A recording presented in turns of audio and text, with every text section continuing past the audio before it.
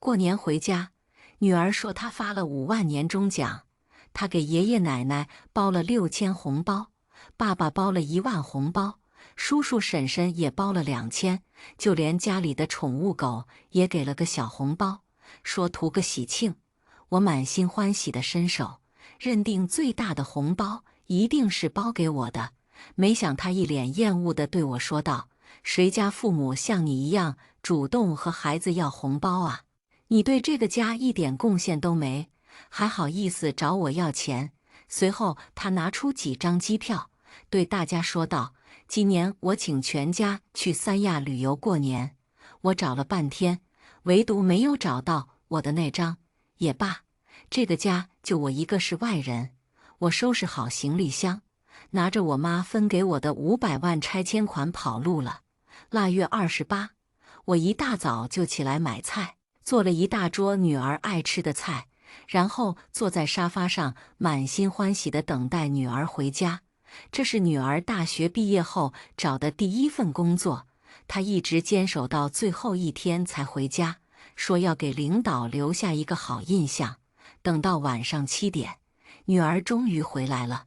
我第一个上前去拥抱她，没想到她看都没看我一眼，转身就挽着她爸的胳膊炫耀道：“爸，我今年发了5万年终奖。”老公赵峰开心得不得了，摸着她的头夸奖道：“我的宝贝女儿真厉害。”公公婆婆也凑上前，开心地摸着她的脸笑道：“彤彤啊，真给爷爷奶奶长脸啊！不愧是我们赵家的孙女呀！”见到宝贝女儿得全家的认可，我这个做妈妈的自然是感到非常自豪的。毕竟女儿是我一手拉着长大的。我上前一步，拉着女儿的手，关心道：“坐车累不累呀？饿不饿呀？你想吃什么就和妈妈说。”女儿却不耐烦地甩开我的手，呵斥道：“你烦不烦啊？一天到晚净问些鸡毛蒜皮的小事。”说完，她立马打开行李箱，一脸兴奋地拿出几个红包放在茶几上。就在此时，小叔子和弟媳也过来了，见到桌子上的红包，他们连连夸赞道：“哟，小童在外面赚大钱了，这是要孝顺爷爷奶奶呀！”女儿见到弟媳，立马从沙发上站了起来，抱着她撒娇道：“婶婶，我可想死你了。”看着眼前的这一幕，我愣住了，到底谁才是她的妈妈？见所有人到齐了，女儿轻轻咳嗽一声，对大家宣布道：“为了感谢大家对我的关心和支持，我给每个人都准备了一份心意。这是爸爸的1万块，这是爷爷奶奶的每人3000，这是叔叔婶婶的每人2000。”见我愣在原地，弟媳轻轻地撞了下女儿，小声道：“你是不是还忘了一个？”女儿这才拍了拍脑壳，自责道：“瞧我这记性，我包里还有一个。”我就知道，我的宝贝女儿一定没有忘记我，最后拿出来的一定是最大的那个。就在我伸出双手，准备接过红包的时候，女儿一把抱起地上的宠物狗，把红包塞在她怀里，宠溺地道：“多多，这个是给你的。”我的笑容在此刻凝固了，无措地收回了刚才伸出去的手。几秒钟后，我还是鼓起勇气向女儿温柔地询问道：“彤彤，妈妈的红包呢？”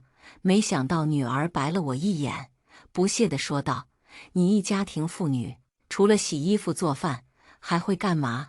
你对我一点帮助都没，还好意思找我要红包？”弟媳见状，连忙拉着女儿坐下，示意她不要再乱讲话了。可女儿好像并没有尽兴，她神神秘秘地从包里拿出几张机票，激动地说道：“今年我请大家去三亚旅游过年，明天晚上我们就出发。”我心想，红包没有就算了，一家人能去三亚度假，也是女儿的一片孝心。更何况当妈的哪能和自己亲生女儿计较呢？想到这里，我心里舒坦了不少，也跟着大伙一起在桌上翻找着自己的机票。可现实却给了我狠狠一个大巴掌。我找了半天，就是没有我的，见我一脸疑惑，女儿仰着下巴对我命令道：“妈，你就别去了，留在家里帮我照顾多多，不然多多一个人在家里过年，多可怜啊！”此刻我的眼泪再也绷不住了，在女儿的心里，我竟然连一只狗都不如。我愤怒地把整桌菜掀翻在地。沈晴，你想干什么？还反了天了！敢在一家人面前造次！一记响亮的耳光哐的一下扇了过来。婆婆黑着脸对我大声呵斥道，公公也皱眉对我埋怨道：“脾气可真大呀，好好一桌子菜都给毁了。赵峰，你看你找的好媳妇，真是瞎了眼啊！”女儿先是吓了一跳，随后也对我横加指责：“至于吗？不就是没带你去三亚吗？等明年发了年终奖，就把你带上。这下好了，晚饭都没得吃，真扫兴。”小叔子想说什么，却被弟媳一把扯住了。我冷笑一声，自嘲道：“怎么不至于？我连一条狗都不如是吗？”赵峰见我真的生气了，他觉得自己脸上的面子挂不住了，于是指着地上的碗筷对我命令道：“你还蹬鼻子上脸了是吗？本来是件高兴的喜事，全被你毁了。我告诉你，今天不把这地上的饭菜打扫干净，你就给我滚出去！”好啊，在这个家里，谁都可以命令我是吧？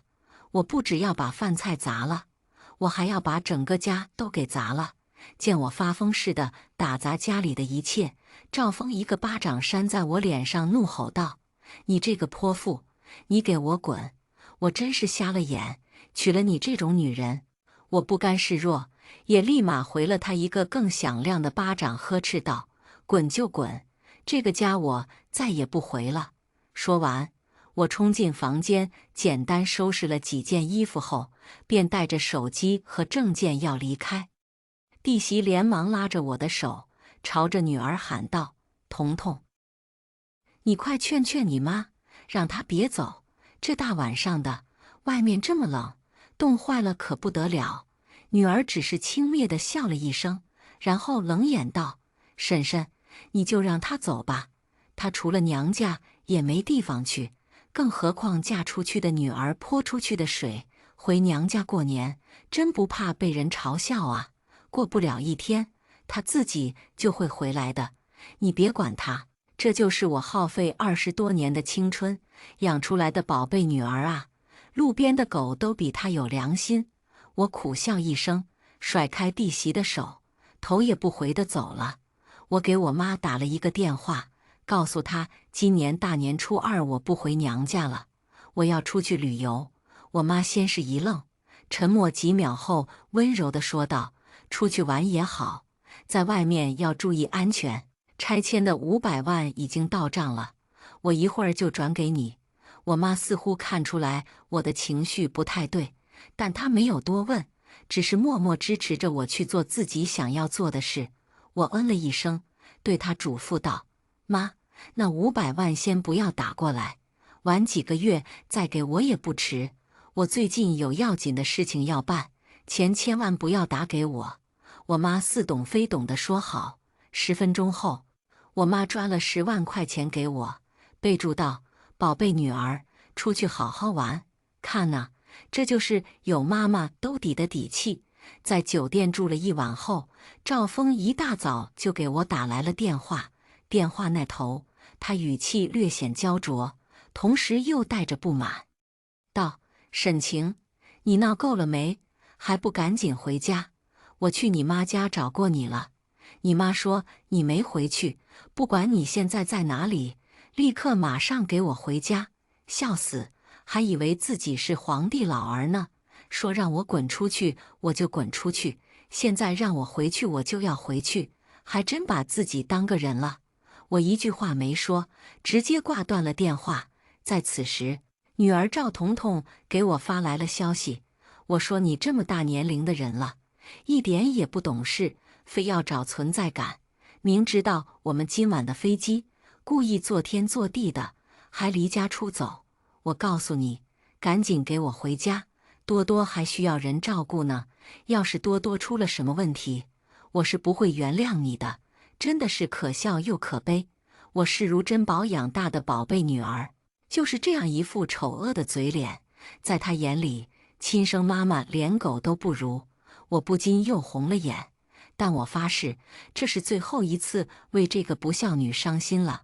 从小女儿就是我的掌上明珠，尽管公婆一直想要我再生个儿子，可我一直都拒绝，只想把所有的偏爱都给我女儿。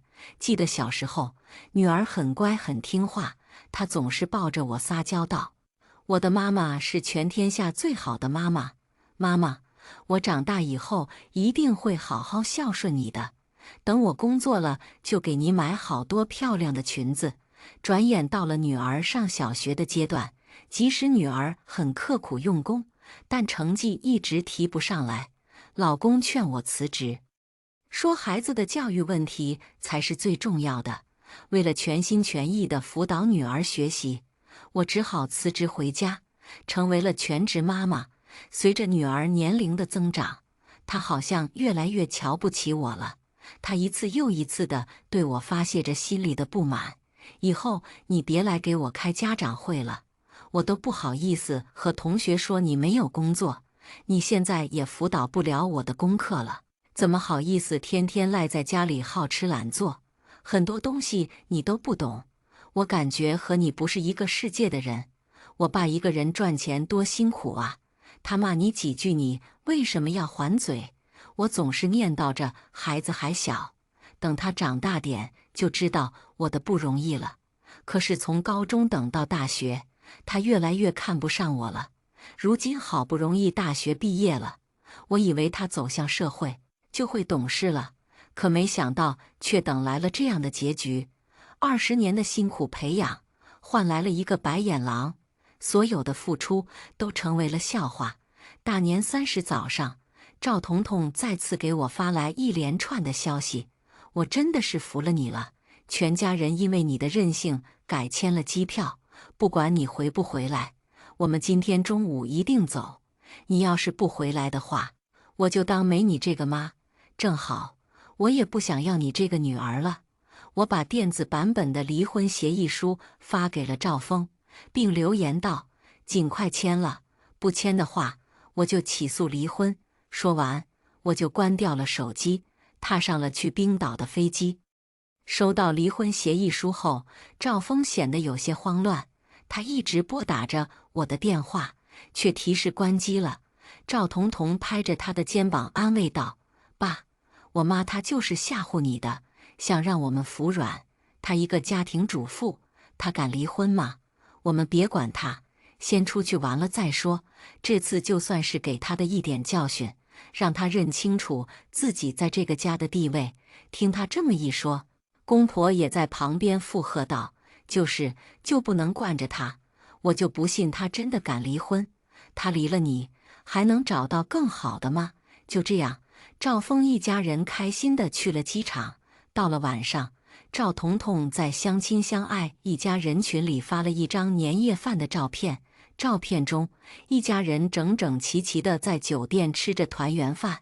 我瞥了一眼，直接退群了，转身就和团友们拿起啤酒，围着篝火蹦迪。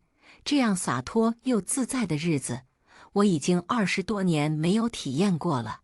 我不禁感叹着，年轻真好，自由真好。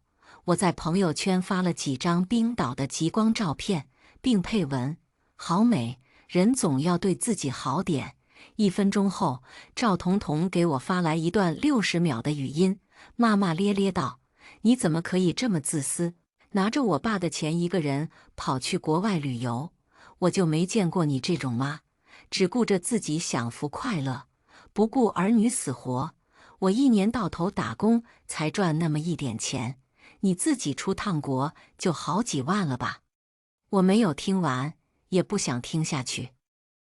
对，我就是这么自私自利，我就是贪图一个人享乐，我只恨自己没有早点醒悟。于是，我又在朋友圈发了一张去挪威的机票，并配文：下一站更美。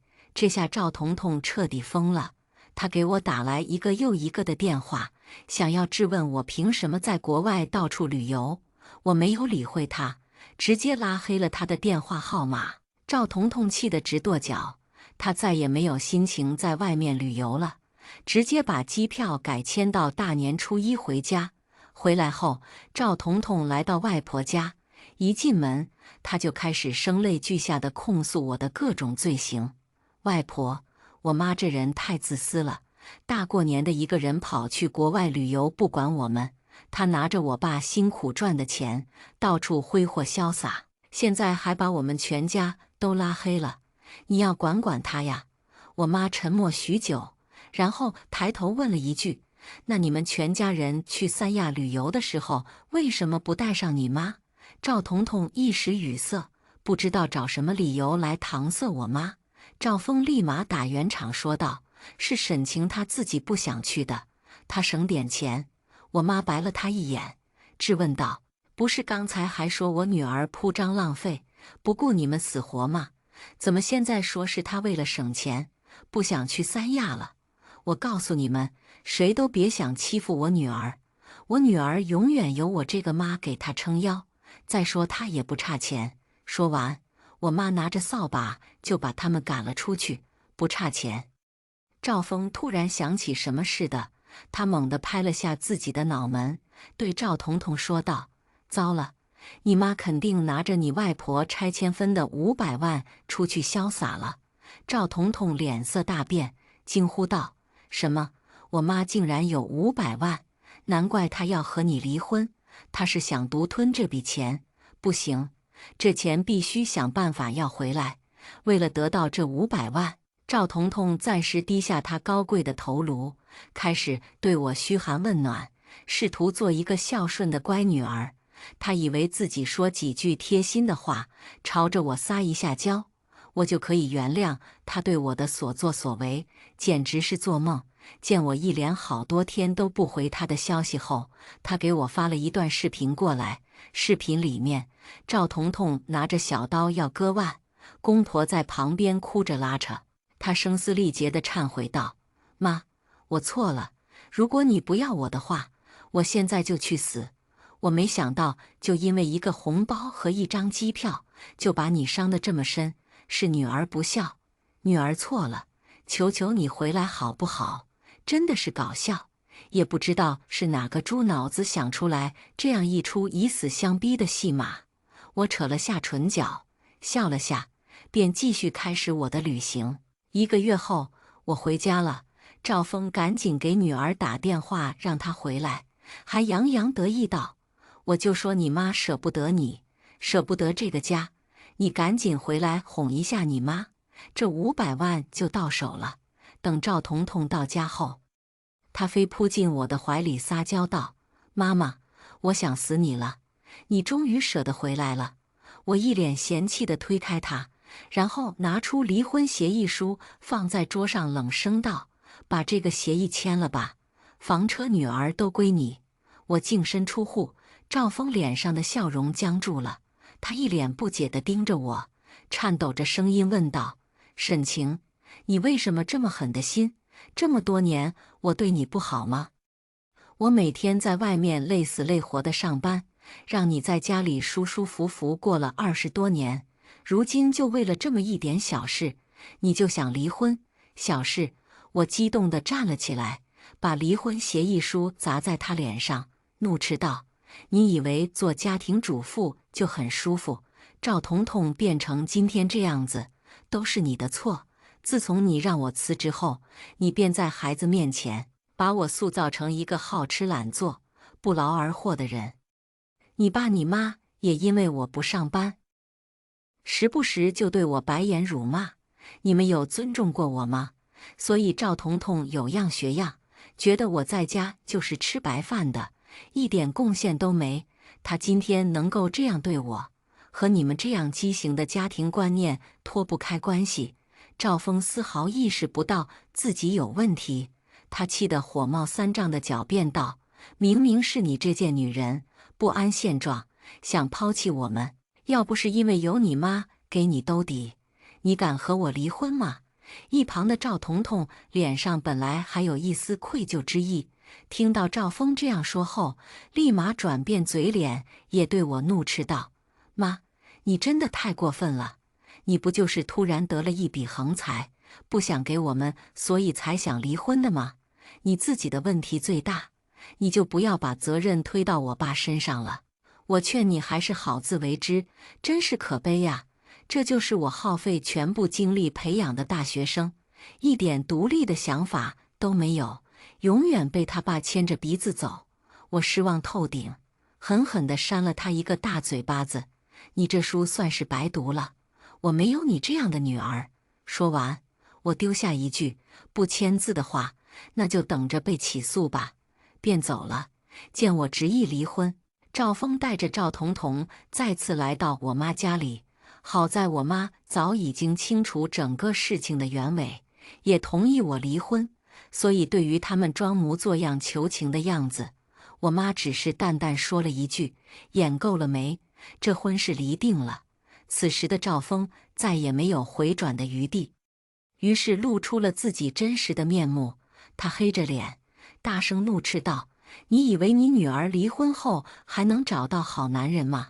也就是我忍气吞声这么多年包容她。好，如果你们执意要离婚，那500万必须拿出来分了。”赵彤彤也挺直腰板，对我妈吼道：“外婆，你就我妈一个女儿，你把钱都给她了。我妈要是有点自觉性，就应该把钱都给我，才算是好妈妈。我可去你的吧！老子把钱都捐给福利院，都不给你这个白眼狼！”我妈听到后也气得浑身发抖，她拿起一旁的扫把就拍在赵彤彤身上，大骂道：“你还真是个没良心的白眼狼！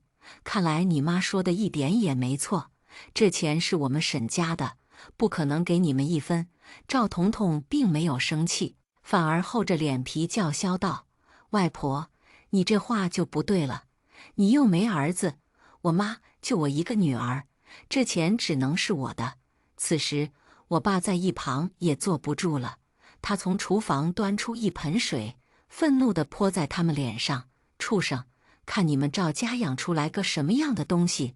你们赶紧滚，不然我马上报警！”赵峰抹了一把脸上的水，然后恶狠狠地指着我的鼻子，对我威胁道：“好，算你们狠，但这500万，我们一定要拿到手。”他们走后，我爸一脸无奈地点了一根烟，满脸愁容。我妈则一脸心疼地拉着我的手说道：“幸亏当初你留了个心眼，不然这500万恐怕真的要被那白眼狼独吞了。只不过这以后的日子，你一个人要怎么过呀？”我拍了拍她的手臂，安慰道：“妈，你放心，我一个人也可以过得很好。难道你忘了，我也是一本院校毕业的高材生？只不过这些年……”说到这里，我有些惭愧地低下了头。这么多年过去了，也不知道王老师还记得我吗？我准备重新报考苏大的研究生，接下来的大半年时间，我要安心备考。很快，离婚诉讼案开庭了，法院最终判处赵彤彤归赵峰抚养，但是赵峰的房子和车子也要分给我一半。笑死，真的是偷鸡不成蚀把米。本来我也没想要这破房子和破车，赵峰不同意协议离婚，最后财产只能平分了。赵峰不服，当场表示要上诉。他发疯似的大声咆哮道：“不可能！这个贱货有500万资产，凭什么我一分钱都分不到？”我的辩护律师解释道：“赵先生，请注意你的言辞，沈女士的账户从来没有过500万的资金。”赵峰瘫坐在地上，摇头道：“不可能，肯定是他把钱提前转走了。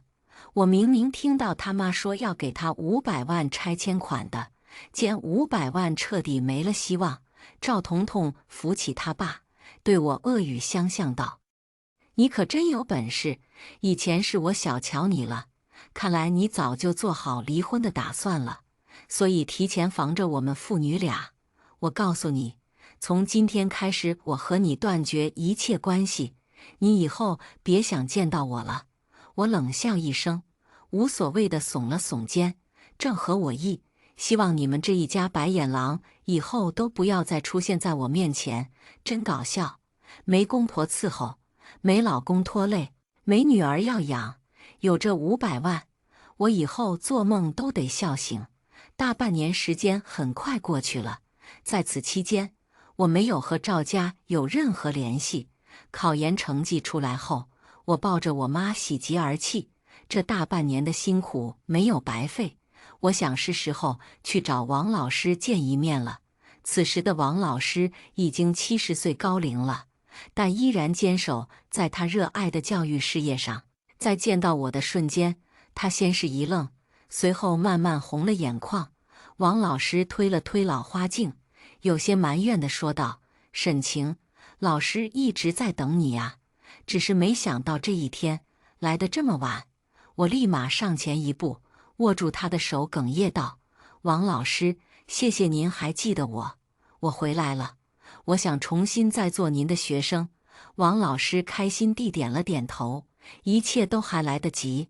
大4那年，王老师就已经成为了苏大最年轻的导师了。他不仅带研究生，还带着我们本科班。王老师不止一次向我抛出橄榄枝，问我愿不愿意留校读研。而那时的我，内心只有一个想法，那就是和赵峰结婚生子，为他生儿育女。王老师只能无奈地摇了摇头。可没想到，这么多年过去了，王老师一直还记得我。直到今天，我才知道王老师竟然如此惋惜，因为在他心里，我是那一届最优秀的学生。只可惜当时的我就是一个恋爱脑，从来没想到自己的前途和梦想。梦想虽迟但到，这一次我一定会牢牢抓住。这天，我跟着导师去企业谈一个校企合作项目时，没想到这家公司正好是赵彤彤上班的地方。刚走进公司大门，我就看见那张熟悉的脸。见到我的瞬间，赵彤彤先是惊讶地张开了嘴巴，上下打量我一番后，对我嘲讽道：“不是说永远不想见到我吗？怎么，这才大半年不到，就找到我公司来了？我告诉你，我是不会认你这个妈的，除非你把那500万都转给我。”这白眼狼到现在还惦记着这500万，真的是和他爸一个德行。我一脸厌恶地推开他，冷声道：“让开，别耽误我工作。”没想到赵彤彤却大声讥讽道：“别以为你穿的人模狗样，就可以到我们公司当保洁阿姨。我告诉你，我们公司聘请阿姨的要求可高着呢，你还不够资格，赶紧给我滚出去，否则我就要叫保安了。”就在此时，公司老板黄总出来迎接我们了。他毕恭毕敬地把我和导师一起请了进去。这下赵彤彤彻底傻眼了。会议室里，我代表苏大研究生团队，激情洋溢地演讲着。PPT， 赵彤彤眼睛瞪得像铜铃，满脸都是不可思议。她不敢相信，曾经那个素面朝天的家庭主妇，有一天也会成为所有人的焦点。演讲结束后，现场响起雷鸣般的掌声。黄总对王老师握手夸赞道：“王导，您这个学生可不一般呐！”这下轮到我一脸得意地朝赵彤彤微笑了。为了更好地对接校企合作项目，我点名让赵彤彤代表企业跟进。黄总拍着他的肩膀嘱咐道：“你可一定要好好干，干好了升职加薪，干不好给我滚蛋。”赵彤彤不敢忤逆，只好点头同意。第二天一大早，门外传来急促的敲门声。打开门的瞬间，我又看到了那讨人厌的一家人。赵彤彤拽着我的衣服，对赵峰说道：“爸，我就说这500万，外婆肯定给他了。要不是我昨天跟踪他，我都不知道他现在开着豪车，住着大平层。凭什么我们只能挤在老破小的房子啊？他却在这里享福。还没等我反应过来，赵峰就抓着我的衣领，恶狠狠地道：“你这臭婊子，抛弃我们自己过上了好日子！我告诉你，这500万你必须分给我们一半，否则我们以后天天来找你麻烦。”一旁的老太婆也顺势坐在地上哀嚎了起来：“大家快来看看这个贱妇啊，拿着家里500万跑路了，我们一家老小可怎么活呀？真是可笑！这500万和你们有1毛钱关系吗？”我抬头看了一眼门口的监控，拿起手机淡定地说道：“好，那就让警察来评评理。”一听说我要报警，赵峰自知理亏，要是报警的话，他们也没好果子吃，于是连忙扯着老头和老奶奶走了。临走前，他放下狠话：“我不会让你好过的。”好啊，既然你非要和我过不去，那我也没必要念那些可笑的旧情了。原本还想着人不犯我，我不犯人。既然你们一家如此犯贱，就别怪我把你们往绝路上逼。我把赵峰这些年来贪污受贿的证据全都发到了他们公司的邮箱。说来，这份工作还是我爸给他介绍的呢。很快，他们公司就把他辞退了。不仅如此，还报警把他抓了。我来到派出所，把门口的录像和离婚协议书都递给了警察。这个时候，我当然要落井下石啊！对，我就是要控告他敲诈勒索。这下好了，没有5年以上的牢饭，他是出不来了。赵峰被抓进去后，前公婆到我家门口，又是撒泼又是打滚的，甚至拿着刀说要和我拼命。我一脸淡定道：“你们要是想后半生也在牢里度过，赶紧砍！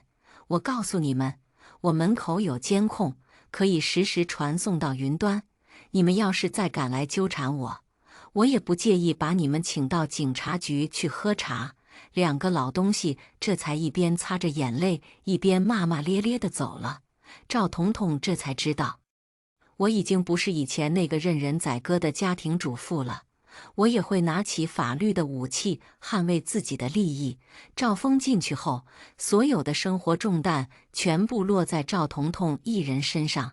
奶奶长期吃药需要花钱，爷爷又喜欢打牌输钱，再加上之前离婚的时候，房子和车子都分了一半给他。他们已经找亲朋好友凑了80万现金给我，可如今没有赵峰的收入，整个家庭开销加上负债，已经入不敷出了。爷爷嫌弃他工资低，开始在家里对赵彤彤非打即骂。老太婆还动起了歪心思，想要把她嫁给一个有钱人。赵彤彤这才意识到，这个家算是彻底散了。她再次找到我，跪在地上哀求道：“妈妈，我真的错了，求求你可怜可怜我，我不想回那个家了。奶奶为了30万彩礼，要把我嫁给2婚的老男人。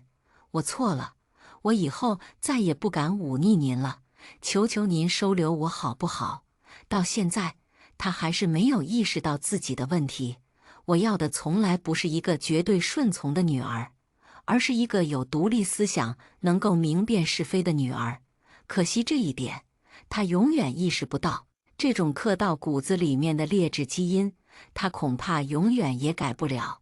即使此刻他身处深渊，我也没有责任和义务拉他出来。再次出席赵彤彤公司会议时，我看着一旁勤劳能干的小姑娘丽丽，对黄总说道：“黄总，经过这段时间的合作，我认为赵彤彤不适合这份工作。她工作的时候心不在焉，而且极度不配合，专业技能也不达标。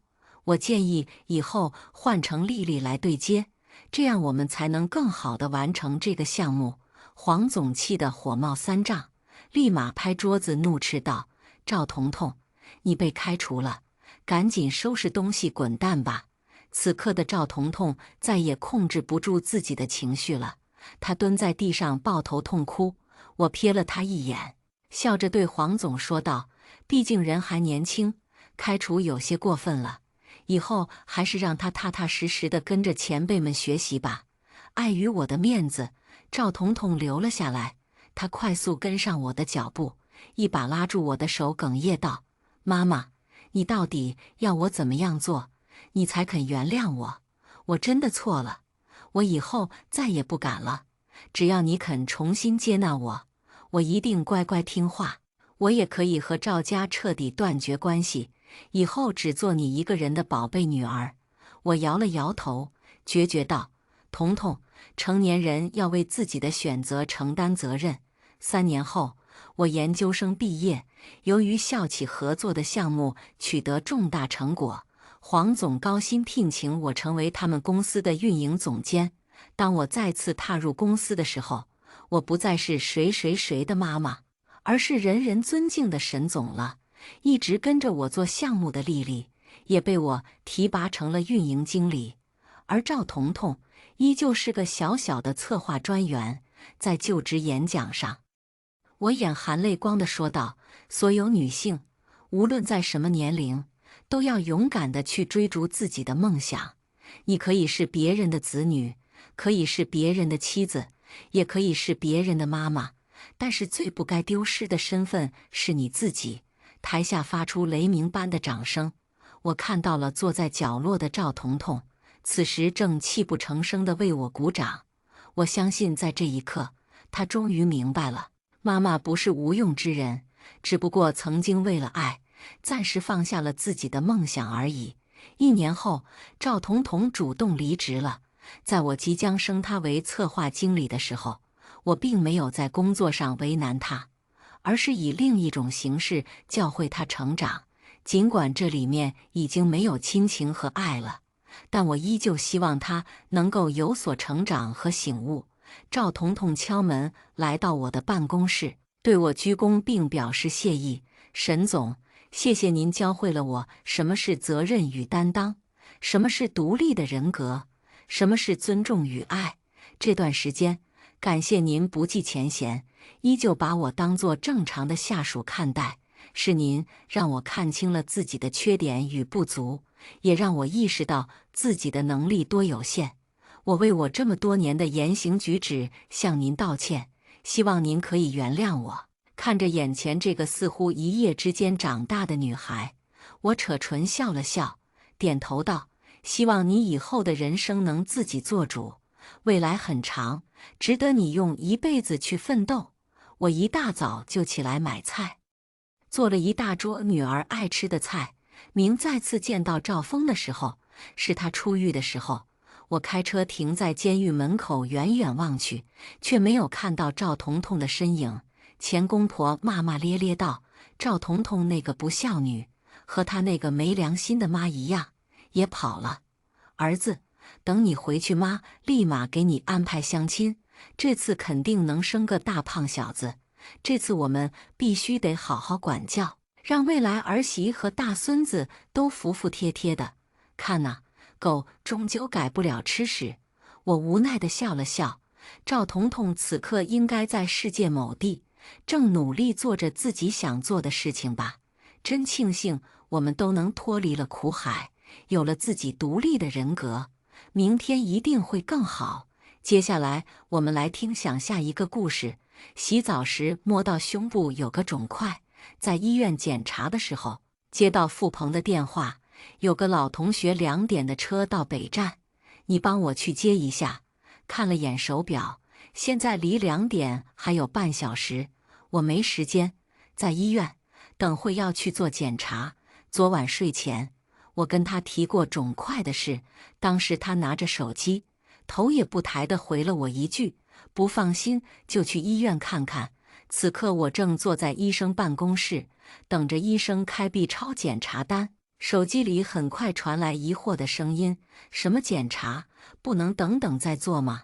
我那同学等会就到了，还带着个孩子，我作为东道主，不得好好招待人家。医生已经开好了检查单，后面还有不少排队的人，我不能耽误他的时间，我没空。你的同学，你自己招待。挂断电话后，医生告诉我去交费做检查。手机铃声很快响起，挂断后又打进来，烦不胜烦。我接通了电话，宋天骄，什么叫我的同学我自己招待，连这点小事都做不到，我要你这个老婆有什么用？我气笑了，我说了我没空，我在医院做检查。电话那头的音量陡然提高，什么检查就非得今天做？明天做会死是吗？去接个人有什么难的？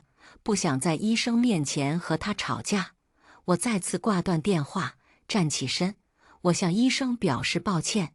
他把检查单递给我，补了一句：“你这个毛病，最好少生气，莫生气，莫生气，气出病来无人替。”这道理我懂，可说起来容易，做起来难。走出诊室，我到阳台给付鹏回电话，什么人就非得我亲自去接。以前也有过他的长辈亲戚过来，我安排招待，可既然是同学，年纪应该不大，没必要非要我放着检查不做，亲自去接站吧。宋天骄，实话跟你说吧，来的不是普通同学，是我的初恋。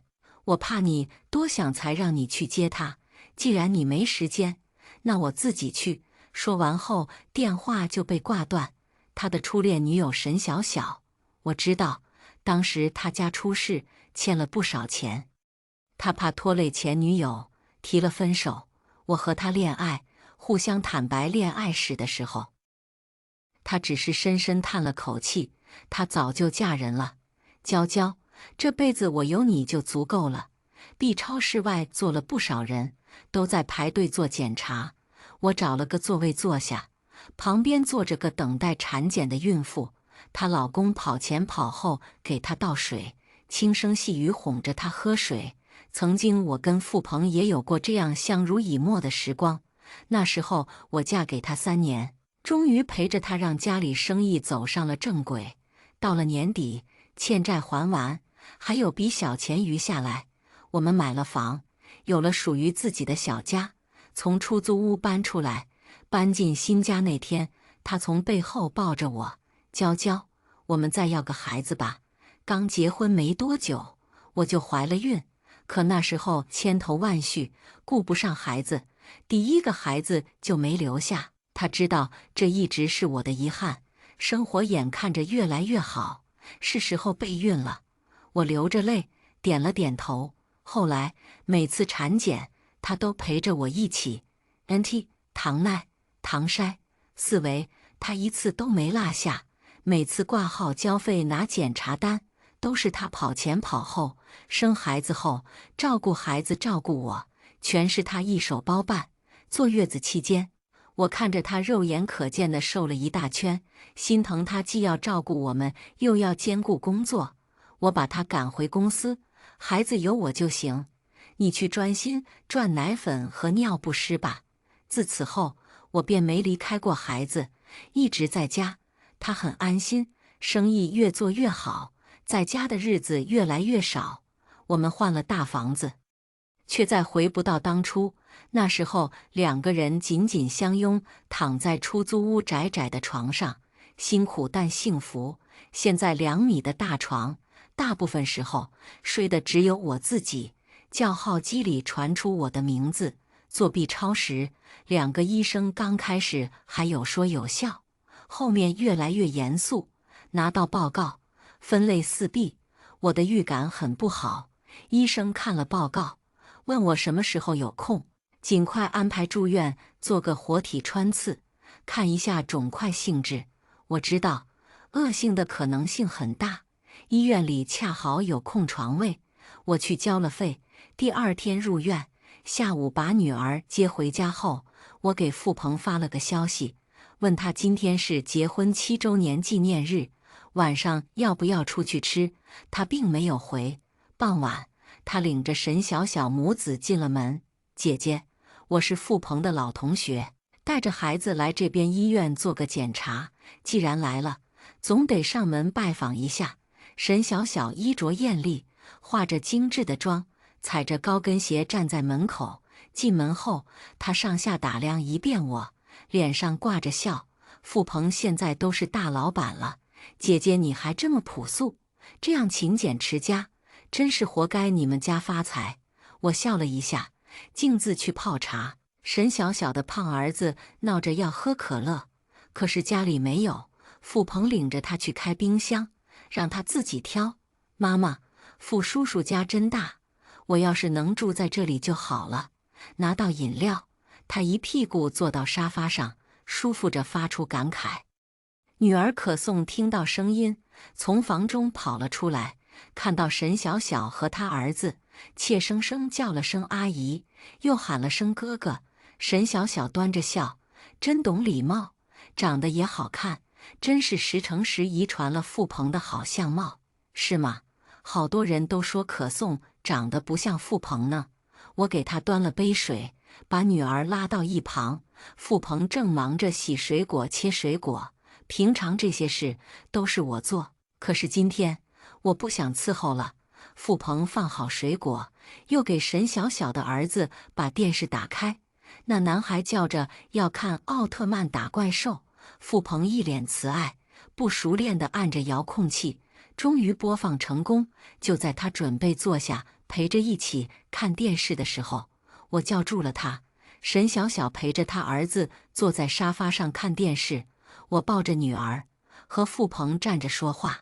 我胸部长了个结节，B 超结果不是很好，明天要住院检查。这2天你要照顾一下可颂，她每天的安排表，我等会整理好给你。可颂才4岁，软软窝在我怀里，蹭着我的脸。傅鹏还没开口，沈小小插话了：“乳腺增生是吧？是个女的都有。姐姐你不用担心。”本来傅鹏脸上还有点担心，听了沈小小的话，神情又放松起来。现在的医院就是喜欢过度医疗，芝麻大小的病也要安排一堆检查。我本来想给他看一下 B 超结果，和他讨论一下，万一是恶性的话怎么安排。听了他的话，那点分享欲再也不见。我听医生的安排，大概住院2至3天。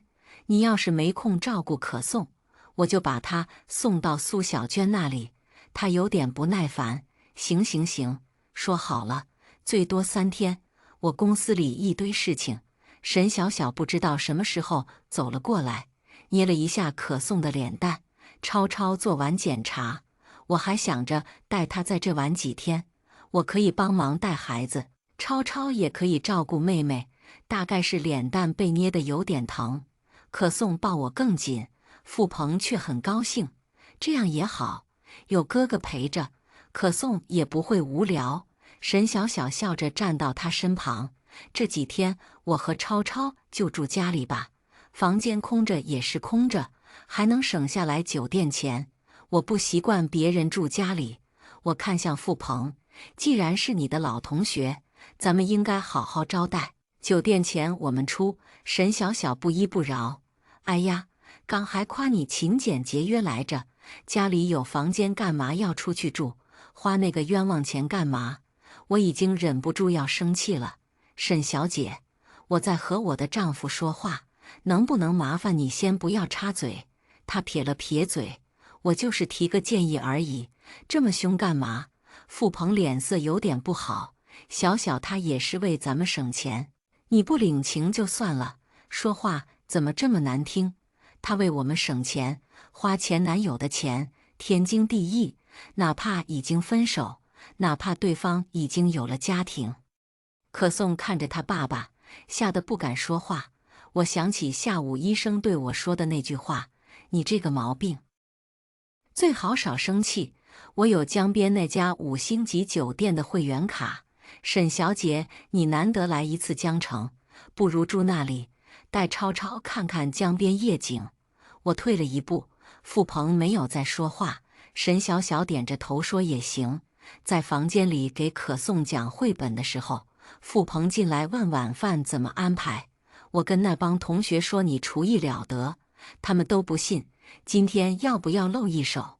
当然不要，出去吃吧，家里没什么菜。况且我没有在老公前女友面前证明自己厨艺的必要。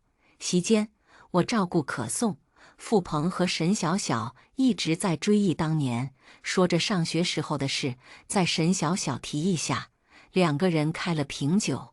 付鹏，当年咱俩谈恋爱，学校里老师同学都说咱们是一对金童玉女，就是可惜，当初我爸看你家出事了，非逼着我跟你分手。沈小小喝了2杯酒，半睁半掩，开始吐露心声。我这才知道，当年他俩分手不是付鹏提的，而是沈小小提的。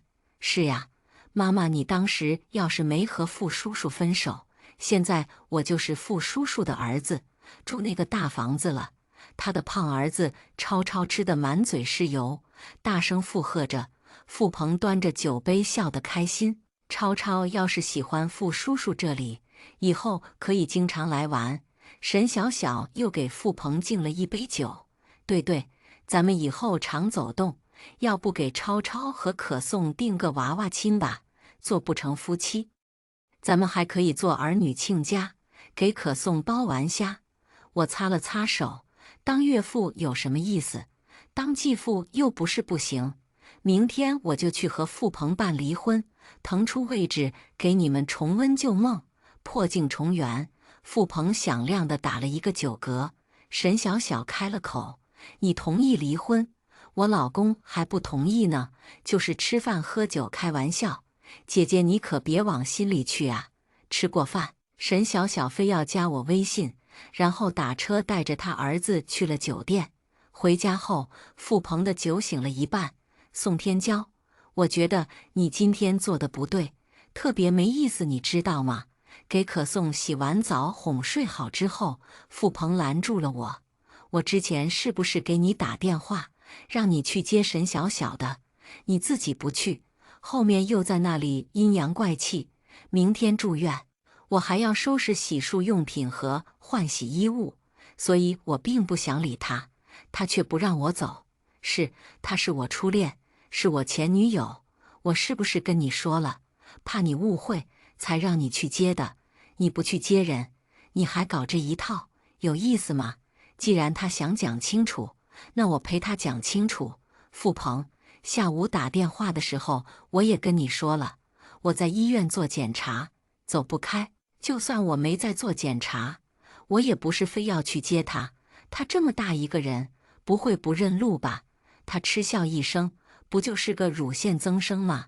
人家沈小小都说了，是个女人都有，怎么就你特殊，就你娇贵？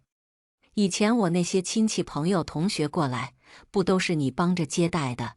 他们都知道我娶了个贤惠好老婆，怎么到了沈小小这，你就不贤惠了？是，以前我想着他公司事多，这些事情都是我安排，出钱出力不要紧，也是为了他的面子。他家以前没落过，现在有钱了，就想着在故人面前证明自己，所以哪怕自己累一点吃点亏，听着别人夸赞他，我心里也甜蜜。这么些年，我不是没有受过气，为了个贤惠的名声，多少次忍气吞声，自认倒霉，这些我都没告诉过他。我本来就不是个贤惠的人，也不是个大度的人。另外，要不要做检查，要不要住院，我听医生的，扶开他的胳膊，我朝卫生间走去。这些年惯着你了是吧？这么跟我说话。在他跟上来之前，我关上了门，站在莲蓬头下，任由热水流过我的脸。我想，这些年我在家带孩子操持家务，大概让他以为我一直就是这样的。他忘了我以前为了公司冲在他前面的时候，也忘了我据理力争和人拍桌子的场景。在家的这几年，我从炸毛老虎成了顺毛猫，任人撸。我变了，他也变了。从前他说：“娇娇，这辈子有你就够了。”他对可颂说：“爸爸爱你，但是爸爸这辈子最爱的是妈妈，其次才是你。”我和他结婚不过7年。第2天，把可颂送到幼儿园后，我去住院，怕付鹏记不住可颂放学的时间，我编辑了一条信息，仔仔细细跟他讲清楚，又发了个信息给他的助理小张，让他帮忙提醒一下。可到了放学时间，我还是接到了幼儿园的电话，没有人去接可颂。打电话给付鹏，无人接听。打电话给小张，小张说付鹏上午来了一下公司就走了，一直没有看到人。没办法，我只能打电话给我的闺蜜苏小娟，她正在开会。我听着她在电话那头说会议暂停，我去接个娃。苏小娟领着可颂来医院的时候，可颂的眼睛还是红红的，下午做了穿刺。我的胸口缠着厚厚的纱布，我不敢用力抱她，伤口疼得厉害。可颂看出来了，她小心翼翼贴着我：“妈妈，你别怕，我会求玉皇大帝保佑你的。”手机铃声响了，是付鹏的电话。可颂按了接听，喊了声爸爸。付鹏哀地应了一声，让他把手机给我。宋天骄，你可真有意思，你自己把孩子接走了，你还骗我来接孩子干嘛？我从迪士尼慌慌忙忙往回赶，到了幼儿园，人老师说孩子早被接走了。你不就是小心眼，看不得我招待人家沈小小吗？说什么要检查住院，就是气不过，找个借口好把孩子丢给我，绊着我的脚是吧？我的胸口起伏，带动伤口更痛。苏小娟听不下去了，她抢过手机说：“孩子是她去接的，你老婆在医院住院，你不照顾她也不管孩子，倒是有闲心陪别人逛迪士尼。付鹏，你这个老公跟爸爸当的可真够格。”他把电话挂了，扔到床上。这几天可颂就交给我吧，我工作在忙，也不会没空接孩子。他去买了饭菜，和可颂一起陪着我吃晚饭。本来我是不准备吃饭的，没胃口，可他说不吃饭不行，生病了更要营养均衡，不吃饭连生气都没力气。我跟他说了沈小小的事情，还有以前许许多多的事情。老苏，你也知道，我生可颂的时候难产，顺转剖受了2道罪。做完月子后，付鹏回公司，我就一直自己一个人带孩子。我以前总想着，我在家带孩子，他在外工作赚钱，等到可颂上幼儿园了，我也可以不用一直在家里。好不容易可颂上幼儿园了，我却住院了。付鹏又是这个样子。话说到最后，只剩一声叹息。这些年，我不想当着孩子的面和付鹏吵架，总想着等孩子大了，我也开始上班后，和他会慢慢好起来。先别想这些了，好好养身体。你要是愿意，跟他离了，带着可颂跟我过得了。苏小娟收拾好饭和垃圾，给我倒了杯水。不一会儿，付鹏的电话又来了。你在哪个医院？我去把可颂接回来。可颂还是跟着付鹏回了家。苏小娟虽然喜欢可颂，可她是一个没结婚没孩子的工作狂，给孩子洗澡、哄睡、擦屁股这些事，多少有点难为她。晚上，我打开了可颂房间的摄像头，她一个人抱着娃娃，小脸上满是泪水。我的心像是被人揪住一般，深呼吸一口气，我打开了摄像头的通话功能。可颂，你怎么了？是不是哪里不舒服呀？我努力稳住声线，不让他听出我的担忧。没有，我很好，只是有点想妈妈。听到我的声音，他擦了擦眼泪，很认真地看着摄像头。他知道我在看着他，还努力挤出来一个笑容。爸爸呢？今天妈妈不能陪你了，让爸爸陪你好不好？可是我想要妈妈。他的声音委委屈屈。也是，这几年都是我陪着他，他爸爸只是偶尔带他玩一下，和他说了一会话，把他哄好了。我给付鹏打了个电话，现在9点多了，可颂还没有洗澡。他接到电话，有点不耐烦，一连串知道了，我现在就去给他洗澡。挂了电话，可我分明听到那边有别人的声音，想到他把可颂一个人放在家里，我的脑袋嗡的一下，赶紧打开家里其他的摄像头。我要检查一下窗户有没有关好。客厅的摄像头刚打开，就看到付鹏和沈小小母子3个人正有说有笑。沈小小站在付鹏身边，笑得伏在他肩膀上，就差整个人都挂上去了。好，很好。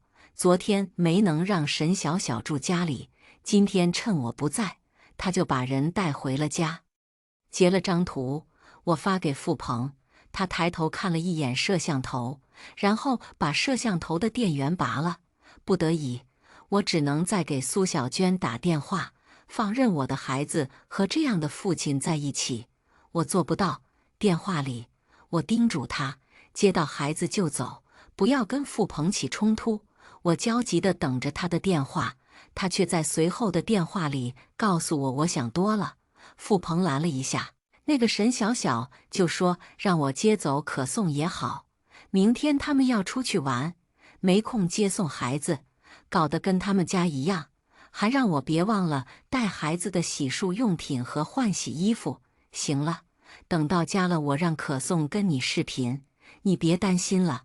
看着可颂在苏小娟的床上开心的蹦蹦跳跳，我终于放下心来。睡前，我给付鹏发了条消息，就5个字：我们离婚吧。他没有回。住院2天后，医生帮我拆了绷带，病理结果要几天后才能出来。我可以先出院，回家等结果。打车回到家，喊了钟点工阿姨把家里彻底打扫一遍。这是我的家，付鹏可以旧情难忘，可以冤梦重温，但我的家是我的领地，绝不允许别的女人践踏。沈小小已经带着他儿子回去了，他的朋友圈刚刚发了他和他儿子坐上高铁的照片，卫生间里有他忘记带的卸妆水和1枚耳环，阳台上晾着他的蕾丝内裤，客厅里还有几样不属于可颂的玩具。这些东西我都让阿姨收拾好，打包在一起，丢在付鹏衣柜里。冰箱里还剩下半瓶没喝完的可乐，厨余垃圾桶里装着不少骨头和龙虾壳。想起昨天沈小小朋友圈发的照片，穿着围裙的沈小小坐在餐桌上，对着镜头吐着舌头比耶。我家的餐桌上摆着几只清蒸澳龙，几盘菜，2杯红酒，1杯可乐，配文：感谢最亲爱的付付，今天假装自己是女主人。那张自己精心挑选的大理石餐桌，突然就不想要了，就跟我和付鹏的婚姻一样，不想要了。接到可颂后，我带着他去了苏小娟家，麻烦了他这几天，至少也要请人吃个饭。他问我检查结果什么时候出来，又给我推荐了一个医生，是他托人联系上的，乳腺问题的专家。结果出来后，你跟我说，我让我朋友陪咱俩一起去找他看看。我查过了，就算是恶性的，现在治疗手段也有不少，你不用担心。他问我要不要带着可颂住到他家去，他可以帮忙照顾可颂。可颂，你也喜欢跟阿姨一起睡觉觉的，对不对？可颂甜甜的点头，问我可不可以3个女生一起睡。我跟苏小娟说我准备离婚，按理说我现在生着病，可颂又小，正是需要人的时候，不该提离婚。她握着我的手，老宋，你知道的，我一直都站在你这边。我努力压着眼里的泪意。老苏，以后少不了有很多麻烦你的地方。吃完饭后，我带着可颂回家。付鹏已经回到了家，餐桌呢？怎么没了？他喝着水，像个没事人一样问我，不喜欢，叫收废品的拖走了。那不是你挑了好久之后一眼看上的吗？这么快就变心了？他的语气里满是戏谑和嘲讽，很是瞧不上我的反复无常。不是变心了，是我那时候眼瞎。我当初怎么就看上付鹏了呢？他那时就那么好吗？明明那时候有很多更好的选择呀。还是他后来变了呢？他是什么时候变的？又是为什么会变呢？我想了2天2夜，也没想明白。后来不想了，想得头疼。没关系，就当是自己眼瞎吧。大胆承认自己眼瞎，心就没有那么痛了。家里少了餐桌，总感觉不太对劲。你赶紧再挑一张新的吧，这次可得擦亮眼睛。放下水杯，他径直走进书房，给可颂洗完澡哄睡后，我也进了书房。有些事总是要谈谈的，离婚的事你怎么看？我希望尽量协议离婚，真要走到诉讼离婚那一步也没关系。宋天骄，你又在闹什么？好好的，离什么婚？他从沙发上坐起身，瞪大眼睛看着我。哦，就因为我陪着沈小小玩了2天，没听你的，让他和他儿子住到家里了，你就要离婚啊？你也不看看你现在的样子，跟我离婚了，还有谁要你？他又向后靠，整个人半陷进沙发里。我不想吵架，很平静地回答他：是，就是因为你让他和他儿子住在我家里。我不喜欢，但他似乎并不平静。这是你家，这也是我家，你不喜欢，你不喜欢就要离婚吗？他像是想起了什么，又问道：那个餐桌是不是因为沈小小在那上面吃过饭，所以你不要了？是，我答道。他笑了。那个沙发他也坐了，厨房他也用了，卫生间他也用了，你怎么不把沙发马桶都换掉？我点点头。你说的对，都换起来太累了。那这套房子我不要了，分给你吧。跟付鹏第一次谈离婚，没有谈出来什么结果，他好像觉得我就是在和他开玩笑。照他的话说，我没工作没收入，离了他我都活不下去。再说了，他和沈小小那是清清白白，人家夫妻俩感情很好，一家3口其乐融融，反倒是我疑神疑鬼。沈小小老公对她放心的很，你对我有什么不放心的？再说了，你不是开着摄像头监视我们吗？到头来还成我的错了，是我不信任他。晚上跟可颂挤在他的床上睡了一晚。第2天把可颂送去幼儿园之后，我把2个人的东西收拾收拾，连带家里的贵重物品都搬到了苏小娟家里。我本意是先借住一下，等找好房子再搬出去，他却让我不要在意。你和可颂尽管住，房子这么大，我一个人住着也无聊。我开始着手准备离婚的事情。付鹏的资产情况我了解，这几年就算我没工作，公司的财务我也没放下。现在住的那套房子我不想要，以前那套小房子卖了就好。我只要现金，等到病理报告出来，后续的治疗方案也能大概定下来。治疗费用先贷款，属于共同债务，没理由2个人在一起时候患的病，要用我一个人的钱来治。可颂肯定是要跟着我的，感情上，他从出生后到现在一直是我在带，而我因为这个病，不会再要孩子。付鹏还年轻，他完全可以再娶妻生子。联系律师拟好离婚协议书，其中一份直接交给小张。付鹏不一定会在意，但是小张会提醒他。晚上吃过饭，沈小小的消息来了，他说他落了点东西在家里，问我方不方便寄给他。我直接拉了个群，把他和付鹏都拉进来，又把他刚发的消息截屏发到群里。我沈小小问他，除了卸妆水、1个耳环、1条蕾丝内裤、几件玩具，还有没有别的东西？又问付鹏，跟他说这些东西都收起来了，就放在他衣柜。沈小小没回答我的问题，而是问我怎么不在家，不是应该出院了吗？我如实相告，我和付鹏正在准备离婚，现在已经分居。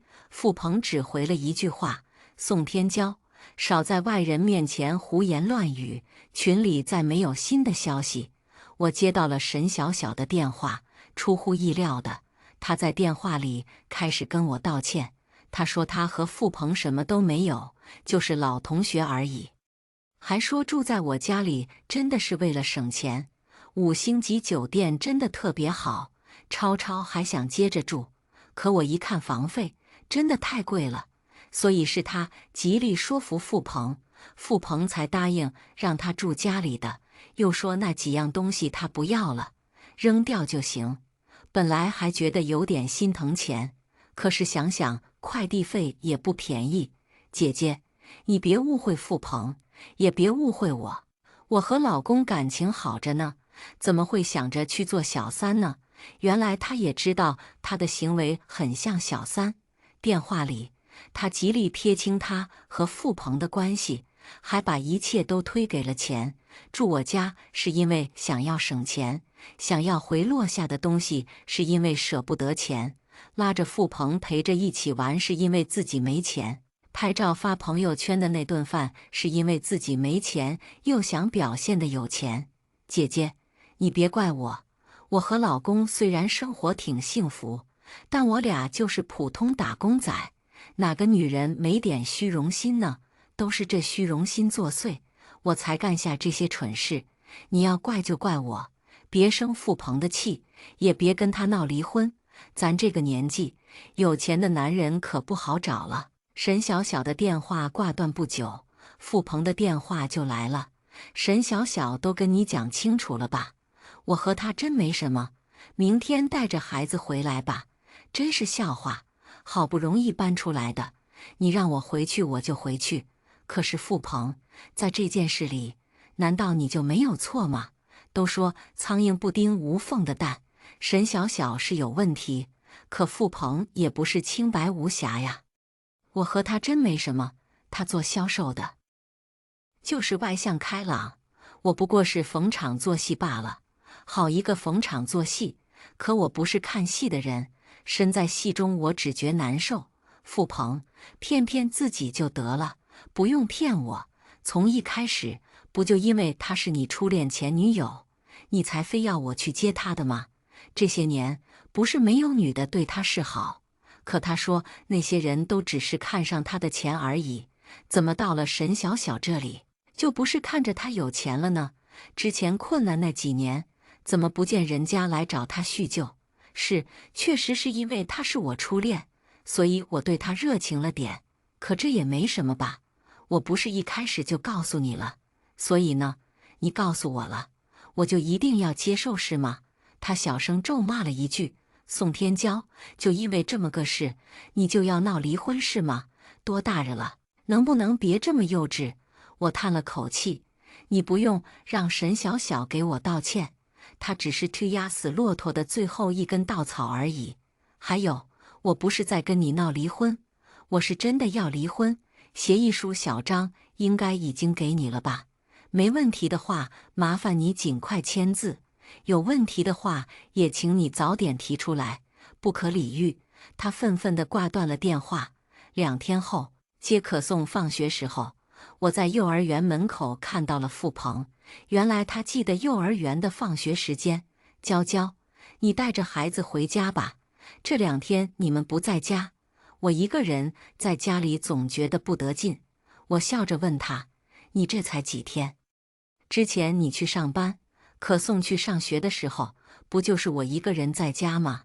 我说出门工作，你是怎么说的？他说我脱离职场好几年，没必要再去重新开始，不如好好操持家里。还说我要是无聊，就看看书，做做瑜伽，学学化妆。他说那不一样，不过现在我支持你出门工作。他觉得这些是施舍，是赏赐，既然给了，我就会撤回那份离婚协议书。付鹏，我们2个人之间的问题不仅仅是沈小小，也不是我工作了就能解决。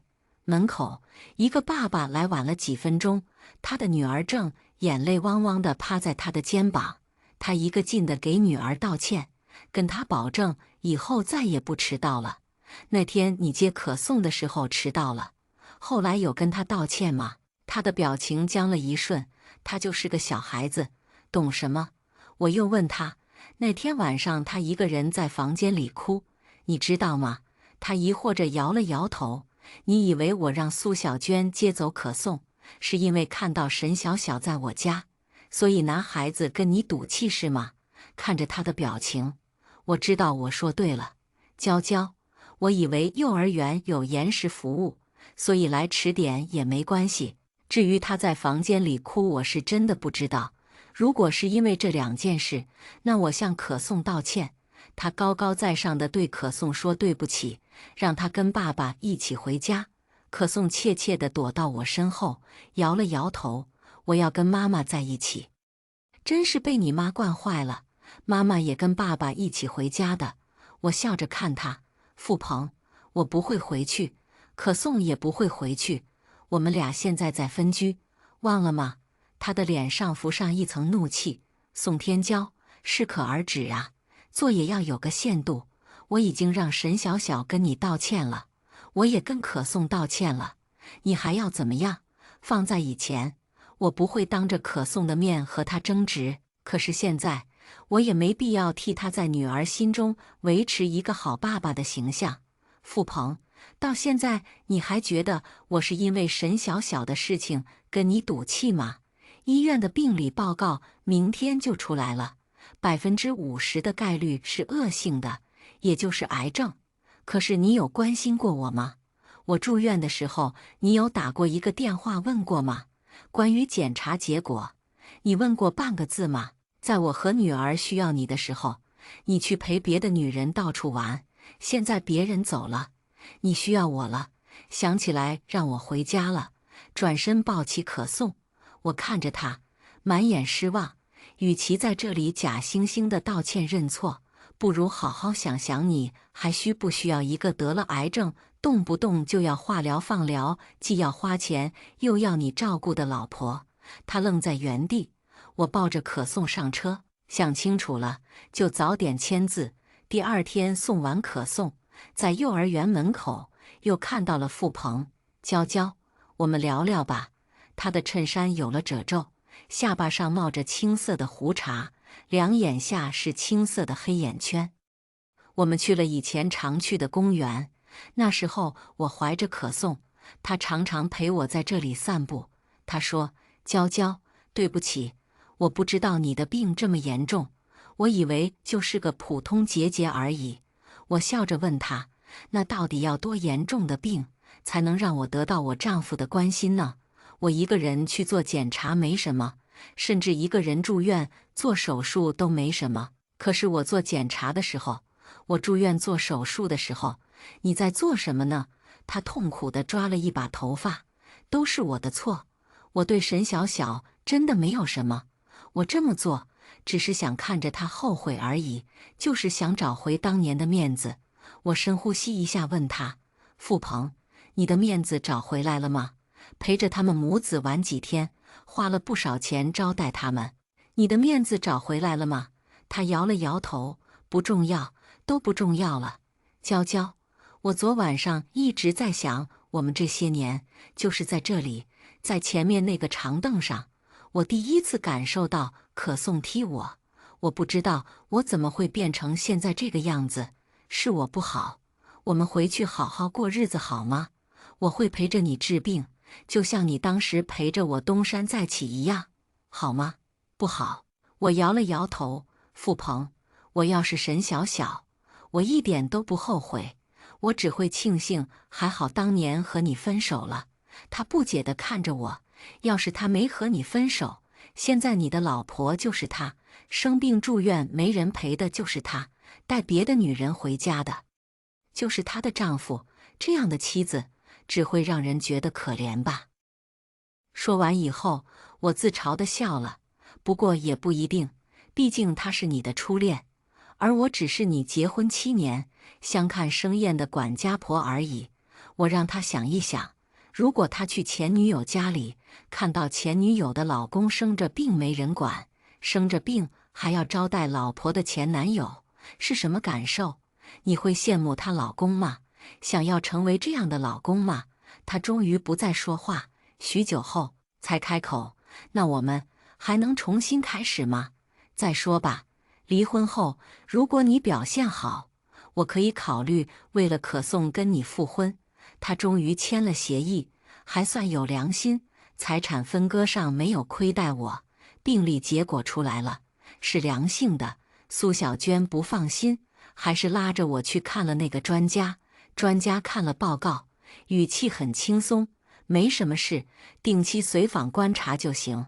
平时要避免使用含有激素的药物和保健品，另外就是均衡饮食，适量运动，最重要的，少生气，不焦虑，保持良好心情。我常常舒了口气。苏小娟问我要不要去她公司工作，工资不算很高，但弹性工作制，不耽误我接送孩子。我在苏小娟住的小区买了套房子，工作生活都步入了正轨。离婚后，付鹏反倒比以前更合格，除了钱不再上交给我，每个周末他都会陪着可颂一起玩，偶尔会买好菜提着上我家，手忙脚乱地做一顿饭，甚至有一段时间是他照顾可颂，我和苏小娟忙公司项目。有时候苏小娟挖苦他，早点这么懂事，怎么会走到离婚这一步呢？可颂过生日那天，付鹏问我，凭借他这大半年的表现，可不可以请求和我复婚？我拒绝了。有些人就是得不到的时候蠢蠢欲动，得到了以后毫不珍惜，简称贱。这许多年相处下来，我深知付鹏就是这样的人。他对沈小小未必有什么感情，可他为了自己的面子，却可以肆意践踏我的感情。等到我和他提出离婚，他又会要求沈小小跟我道歉，把责任全部推走。所有的一切都只是以他自己为中心，以自己为第一位。以前我总是顾及他，委屈他，可现在我知道，以我为重，爱自己才是终身浪漫的开始。有一天，小张突然联系我，付鹏在公司突然晕倒，已经送到了医院。他能联系到的家属只有我这个前妻。精心收拾打扮一番，我去了医院。病房里，医生正在问他：“你一个人，没家属陪着吗？”他正要摇头的时候，看到了我。我看着他的眼睛放出了光。医生，我是他前妻。医生看了看我，再看了看付鹏，默默点了点头。我陪着付鹏在医院里上上下下的做检查，抽血、心电图、B 超、CT。开始时，他抱怨排队人多，医院里又不是只有今天才这么多人，每天都这么多人。我当时一个人来来回回做检查，都没说什么。你能不能少抱怨两句？后来他又吐槽医院楼层设置不合理，一会儿上楼一会儿下楼。我一个人做检查的时候都没说什么，你这还有我陪着呢。等电梯的时候，他不耐烦，我用轮椅推着你，你还不知足。我当时可都是自己做完所有检查，我推着他回病房。付鹏，你不是说医院就是喜欢过度医疗吗？怎么医生给你开的检查你一项不落地全做了？他沉默了一会儿，娇娇，我早就知道错了，你能不能不要再提这些了？我不为所动，你也知道这些话不好听，一个人做检查不好受了是吗？你应该庆幸，我不像你那样没良心。检查结果出来了，医生单独把我叫到了办公室，胰腺癌晚期。听到这个结果，我还是恍惚了一瞬，毕竟是自己曾爱过的人。不管怎么样，我们也磕磕绊绊相伴这么多年。还有可颂，他最近开始慢慢喜欢爸爸了。我一个人在楼下吹了半小时的风，还是决定告诉付鹏。他不敢相信，他还年轻，孩子还小，公司发展势头良好。我陪着他做了更多的检查，结果确认无误。在病床上，他流着泪问我能不能复婚。他不想死后墓碑上空空荡荡。娇娇，可以吗？我希望我的墓碑上刻着亡夫付鹏之墓，而不是光秃秃的一个名字。我没有立刻回答他，他立了遗嘱，公司和财产全都留给我和可颂，还给可颂写了很多封信。为了顺利接手公司，在他去世前1个月，我和他办了复婚。在他生命的最后岁月，我们好像又回到了之前相濡以沫的时候。他留给我的最后一句话是：“我爱你，对不起。”我和可颂一起站在傅鹏的墓碑前，他紧紧依偎着我，还不明白为什么以后爸爸不能陪自己一起玩了。蹲下身，我告诉他，爸爸还算是个好爸爸，虽然他陪你的时间不多，以后我们常来看看他吧。摸着冰冷的大理石墓碑，我的心很平静。我曾真切地爱过他，也曾一点点积攒失望，直至绝望。就像大理石，看似坚固，但也耐不住酸雨的一次次腐蚀。如今，尘归尘，土归土，所有的爱憎都随风而去。